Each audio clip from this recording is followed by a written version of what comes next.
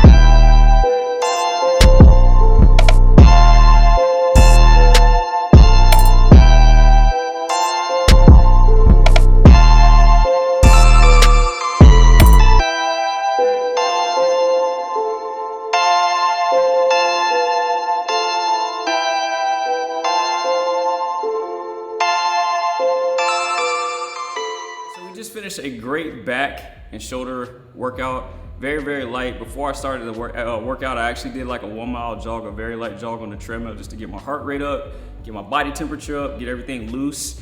My main priority right now is to cut weight, so I'm not focusing on building muscle right now. So I'm running a very super low carb diet, low carbs. So post-workout, this is what I like to consume. I drink this protein from this brand called Only What You Need, OWN. It's a plant-based protein, and this chocolate and the cookies and cream taste very, very good. They also have a strawberry banana flavor, which tastes good as well. But it's plant protein, very light on the stomach. And I switched to plant-based protein a while ago just because I try to get away from like the whey, the dairy stuff. But if you're interested, I highly recommend the chocolate, the cookies and cream, and the strawberry banana. And then I like to have a banana or two right after my workout for a little bit of carb. What I mean by running low carbs, I'm not consuming any rice, breads, pastas, potatoes, anything like that. I basically run like 2 to 3 days, super low carbs, carb up, and then do 2 to 3 days again, super low carbs. So right now I'm like on day 1, super low carbs because I carbed up yesterday. And right after my workout, right after your workouts in general, it's very, very important to make sure you consume some kind of calories, protein, lean protein, and depending on your goals, you want to get some kind of carbs to kind of just get some fuel into those muscles. But as you guys can see, a very, very light back and shoulder workout. My main goal right now is to just cut body fat, get my body back into like a really good shape, and then I'm gonna build muscle or just build back up once I get down to the desired body fat that I wanna be. Basically, I wanna get down to where I can really see my abs and obliques pop.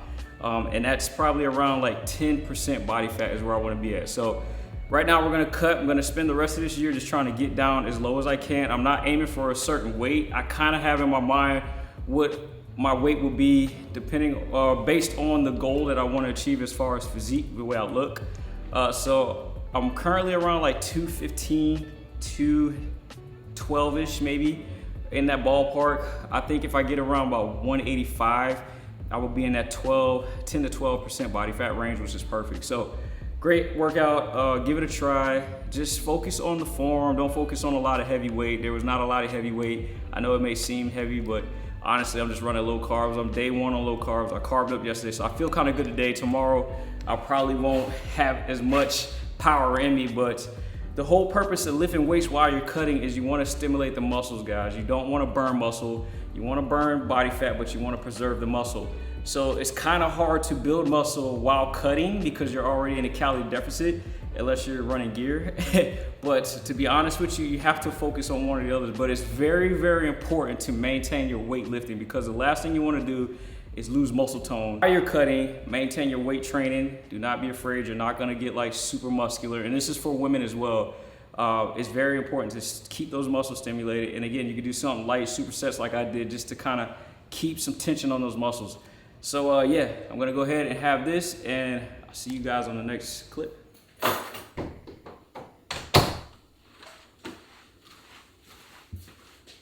Day number 2 of this vlog. I am at home, off duty from the fire department, and I just got done working out, and I'm about to show you guys what I'm gonna have. Let me get you guys a little closer. It's a lot better. Right there? All right, so I'm gonna show you guys what I'm about to have for meal number 1. Right now, it's almost 11:30 a.m. I've been kind of doing like a little bit of fasting from the time I eat dinner. So I try to eat my last meal roughly around 7:30, no later than 8. The earlier the better. And then I try to do a complete fast of at least 12 to 14 hours from that last meal.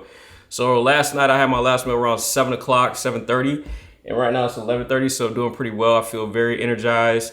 I did a fasted cardio session and weight training session, and now I'm about to have my very first clean, lean meal for the day. But just to give you guys a quick rundown of like my current goal, my plan, everything like that. Now, I showed you guys my physique, and trust and believe, I know a lot of you are probably like, Jesus, because that's how I felt when I looked in the mirror. But truthfully, man, it's been a long road for me. It's been a long journey for me. My body went through, going through cancer treatment, chemo, had a couple of surgeries. So I'm not upset at all the way my body look. I know how my body will look once I shred down and get all of that fat off of me. I think what happened was during my chemotherapy and going through that whole process, my body was just so depleted. I barely ate during those 6 months. I just didn't have an appetite for food. So I was really, really lean and really, really just like, my body had like lost a lot of muscle tone. And I think what happened was once I got off chemo and I started getting like healthy, getting my energy back, my body rebounded very hard because it was so used to not getting food. And then when I started eating more, it just held on to every bit of calories that I was taking in because it didn't know when it was gonna eat again. And that's the crazy thing. And that's not the crazy thing, but that's the unique thing about our bodies, y'all. It goes in those states of like, that's why I tell people you have to eat to lose weight, because if you don't eat, you're essentially starving your body, and when your body doesn't know when it's going to eat again, it's going to store everything that you consume. So it's good to eat, but you're just eating clean and you want to eat frequent. So now that my body understands that we're getting food in, I'm starting to tell that I'm losing weight again. So my body just rebounded hard. It held on to every bit of calories I was taking in. I shot up to like 215. I'm currently around 212-ish, 210 probably. And my goal right now is to get the leanest and healthiest that I've ever been in my life. I'm not focusing on a weight. Before, I used to focus on a certain weight. I used to look at the scale and be like, I gotta get to this weight. No more of that, because I feel like you lose sight of the goal. And my goal is to be happy with what I see in the mirror. And for me, I know what I look like when I'm chiseled, when I have my abs popping, and when I'm ripped. And that's what I'm aiming for. I'm aiming for a look. I'm not aiming for a weight. So I'm gonna shut the hell up, go take a shower, and show you guys what I'm having for meal number 1 for this day. And then we're gonna talk a little bit. We're gonna start, dissecting my whole cancer journey. I actually had a video, right, that I recorded, and when I went back to watch it, it just didn't feel from the heart. It didn't feel like it's how I wanted to release my journey with you guys, my testimony. It was a lot of feelings that I felt watching it. So I just decided that I want to release it in a different way with you guys. So again, I'm gonna shut up, go take a shower, cook, and then we're gonna start talking about my cancer journey and the details and stuff like that. All right.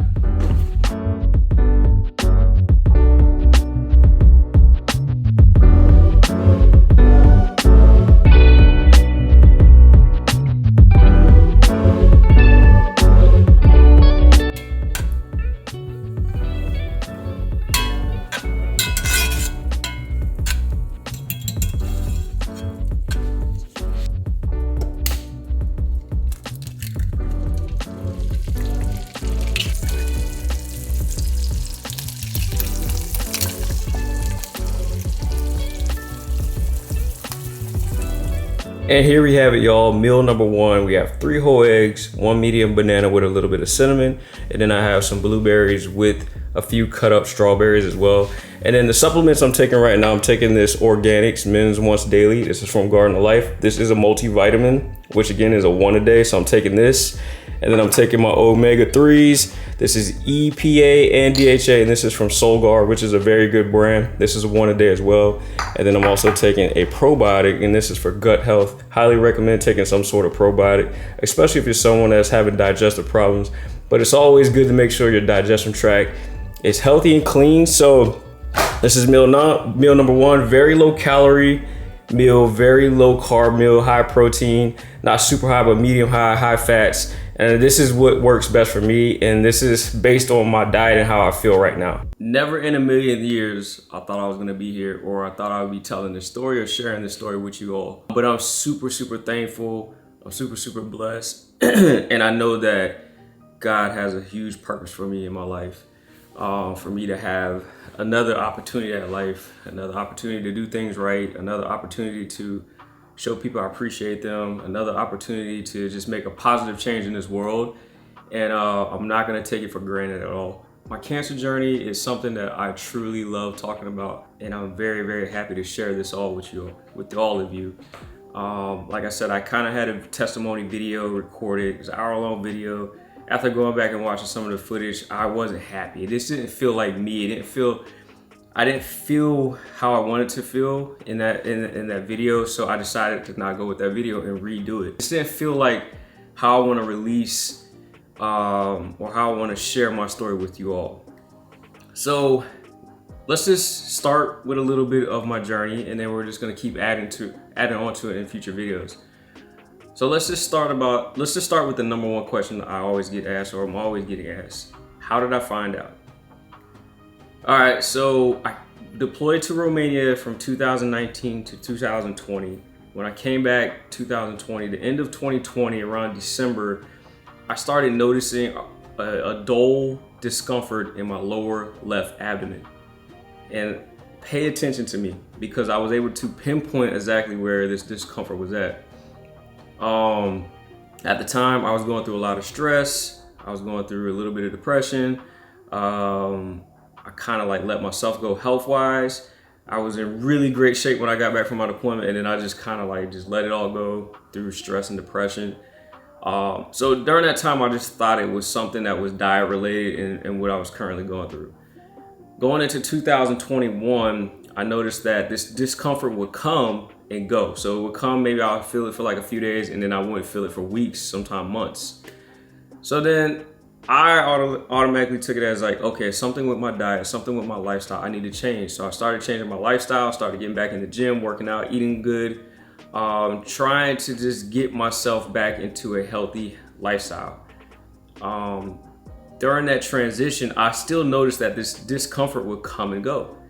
So I just kept track of it. I just kind of noticed it. Again, I thought it was diet. So one point I thought I was going through irritable bowel syndrome, IBS, because I know that my mother got diagnosed with that, I think in her 30s. So I was like, maybe my body's just reacting to a certain food. So I started like taking certain things out of my diet. Started like cutting back on certain things in my diet, just trying to really do my own self-examination of why am I feeling this discomfort in this area. Because it felt like it wasn't a pain, it was almost like you have like gas or like a little dull cramp, but mainly it just felt like maybe you had some real fibrous food and now you're just really bloated and gassy. That's the feeling I had. But it was just in one spot, which would, to me, that was a red flag, because that's just weird. It was just in one spot. But anyways, fast forward to 2022. April of 2022, I went to my doctor. We had a follow-up appointment, my yearly appointments, and I told him what was going on. So between April of 2022 through April of 2023, we did blood work, stool tests, and all of that came back negative. So I'm thinking, okay, maybe it's diet. So I'm back at the drawing board, taking away eggs, dairy, all this stuff, just kind of replacing it, getting away from whey protein to plant-based protein, all these different things, and I still was experiencing this. So came back to my doctor April 2023 for my annual follow-up again, and I shared with him what was going on. So we talked, so he referred me to a GI specialist. The GI specialist did like a little questionnaire with me in person, and she was like, all right, based on what you're telling me, you don't have IBS because it's a symptom thing. So I was like, okay. So she was like, maybe you're dealing with severe constipation. I was like, that makes sense, because I have had trouble with going to the restroom regularly because of constipation. So she put me on Miralax for a couple months, and then she was like, let's just go on this and let's see how you feel, and then we'll have a video meeting 2 months later. So April to like July, we had this video meeting, and she was like, okay. And I was like, hey, I'm still feeling this discomfort, and actually it's starting to get a little worse, and I noticed blood in my stool. And she was like, okay, let's get a colonoscopy just to make sure everything is okay. And I was like, all right. For the first time in my life, I went through a process with no ego and was just open to doing whatever the doctors asked me to do. And I think that's very important, because as men, we typically just kind of push things to the side and be like, we're gonna be okay, it's gonna be fine. Well, in this case, I was very open to all these different tests and stuff, because I felt like something wasn't right with my body. And just me being open to getting a colonoscopy, I think really saved my life. But this doctor referring me to get a colonoscopy actually saved my life as well. Us men, we're like, man, I ain't getting no colonoscopy. I'm not going to sleep and this, doing a procedure where it requires me to like have stuff put in my behind. But you gotta be open to this stuff. You gotta like let your ego down, fellas, and you gotta like get this stuff done. And it goes for women as well, but mainly men, because we're very hard-headed. But anyways, got this colonoscopy, and I remember waking up, my mom was beside me, and the doctor was like standing over me, my mom's sitting there, and he was like, Mr. Jackson, just want to let you know that we found a large mass in your colon, and we believe it may be cancer. We got a biopsy of it, and he said that the mass was so big they couldn't even finish the colonoscopy because the mass was in my sigmoid colon, which when you look at your rectum, or if you look at a diaphragm of a rectum, I'll try to put a picture on here. Your colon goes like this, your rectum, and then it's like a curve. That curved piece is called the sigmoid colon. And that's where the mass was at, partially blocking my colon, which makes a lot of sense. The reason why I was having that dull discomfort in my lower left abdomen, because that's where the sigmoid colon is at. And he shared that news with me, my heart dropped. When he shared it that it may be cancer, it dropped. And I remember my mom looked at me and she was like, Lane, you need to take care of yourself. You need to stop stressing. You have to take care of yourself. And it was a Friday, so it was a day before my birthday. It was September 8th, I got a colonoscopy. September 9th was my birthday. And he was like, we'll have the results that Monday, which was September 11th. And I was like, okay. So at this point, I went the whole weekend, just my mind was like, I kind of like toned it out, just not paying attention to it, not worried about it. I prayed on it. And then Monday, September 11th, 2023, I get a call around 11 and the doctor was like, hey, the results came back. You tested positive. It is cancer and you're gonna need surgery as soon as possible. And my heart just sank. My heart sank. I was numb. I literally sat down for a moment and was like counting my days, like thinking that like my life is about to be over. Like I am not gonna be living much longer. It was probably one of the scariest moments of my life, just to be honest with you guys. And thinking about it now gives me chills because I just remember in that moment, the first thing that came to my mind was like, all right, I'm quitting work. I'm gonna spend this rest of the time that I have on this earth with my kids and give them all the time that I can. Try to make sure I like financially make sure my family is taken care of. You know, make sure things are paid off, whatever. Like all these things that you go into, like want to make sure everybody else is good. And again, as men, we're making sure everybody else is good, but not making sure we're good all the time. And that was a very tough time. That was a very tough moment. And yeah. So with that being said, we're gonna pause it right here, and in the next video we're gonna go on to talk about what happened after that phone call and the rest of that day. Please take care of yourself. Get checked out, man. Go to the doctor, get a colonoscopy. Real talk, I had a few friends that already went and got colonoscopies. I had a couple friends that had issues with getting colonoscopies. I was like, hey, tell the doctor you're my cousin. Hey, this is my brother, this is my cousin. He had cancer, can I get colonoscopy? Because I know some doctors, they won't give it to you without, you know, a real reason why, especially if you're under the age of 40. Like I was 37 when I found out, you know, 36 turning 37. So it's like, tell them you're my cousin. I'm your cousin, I'm your brother, whatever the case may be. So that way they can kind of get these procedures done for you. It doesn't make sense to me why they would struggle, but yeah, that's where we're at, y'all. I'm already a little, it's touching me a little bit doing this, but I am very, very happy to share this with you guys, and I want to share it with you guys. So stay tuned on the next video. Again, I don't want to make these videos super long because I want to keep you guys' attention. And we're going to talk a little bit more about what happened September 11th going into the next week and a half, because those next few days was crazy. But other than that, y'all, if you enjoy the content, you enjoy the video, make sure you hit the subscribe button, make sure you hit the like button, comment down below some questions you guys may have, health related. Follow me on my fitness journey, man. I'm very, very excited for 2025. I'm in a different headspace right now. I'm in a positive headspace, just trying to focus on my health and well-being right now. And so I plan on putting out a lot of content. All right, so until next time, y'all, peace.